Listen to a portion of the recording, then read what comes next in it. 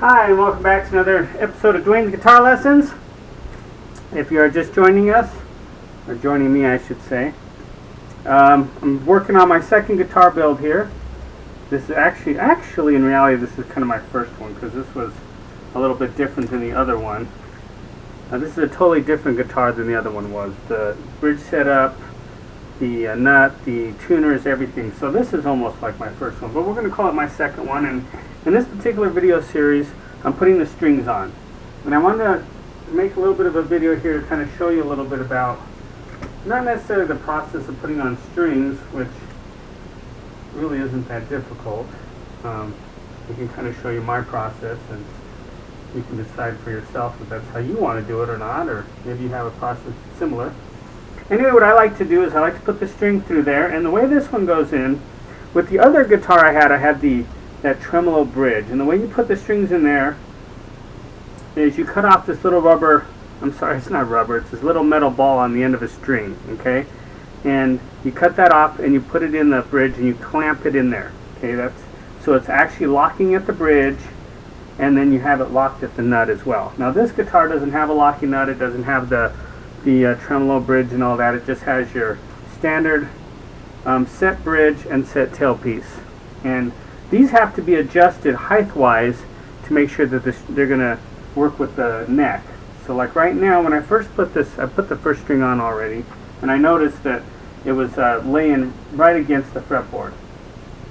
So what I did is I lifted up the bridge and the tailpiece a little bit. Okay, and that's real easy to do. You just take like a screwdriver and you can adjust that. It has a little slot right there. If you turn it counterclockwise, it goes up. If you turn it clockwise, it goes down. Now the bridge was all the way down when I first put it in there, and that really adjusts the height of the strings.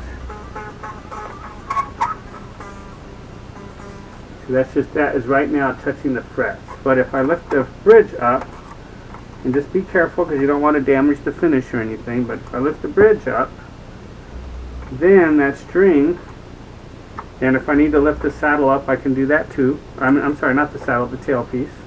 This is actually the saddle, this part right here. But anyway, now getting a little bit clearer sound, okay, and that's all part of the setup and the intonation and stuff like that. So I'm not going to go into that massive detail in this video, but that'll probably be a different video. But anyway, I just wanted to show you about the strings. You put the string through the tailpiece, you put it over the saddle that's at the bridge, and then I bring it down and I put it into the post. Yeah, that's what this thing on the tuner is called. It's called the tuning post. So I mentioned that earlier with something else. Sorry about that.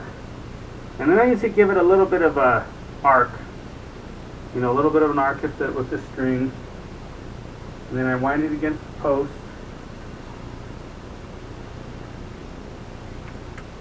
Give it like a wind, and then I'll take my string winder and wind it around the whole thing. And you always want to wind these clockwise.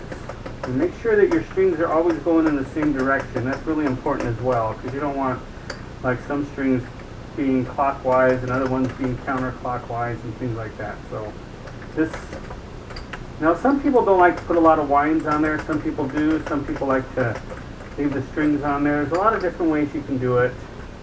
You just got to find what works best for you. This is what I like to do personally myself. I like to have some winds on there. I think it helps keep the guitar in tune better. The string holds it in tune better and keeps it from breaking. But that's just my opinion. Some people don't think that's true, but that's alright. Okay, so then what I do is I make sure it's in place, it's on the saddle, and then I pull it up a little bit, just a little bit, not enough to break it, but just enough to stretch it a little bit, because it's going to be under tension when it's on the guitar. So I just kind of stretch it a little bit, not too much, but just enough to kind of stretch it a little bit, stretch the first string a little bit, and then later on I'll go ahead and cut off the excess. But that's kind of how I do it, okay? So I just wanted to show you that.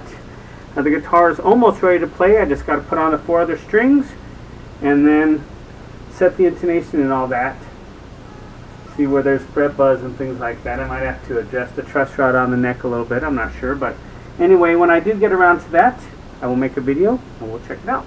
So So thanks once again for watching. You have yourself a good one. Take care, and until next time.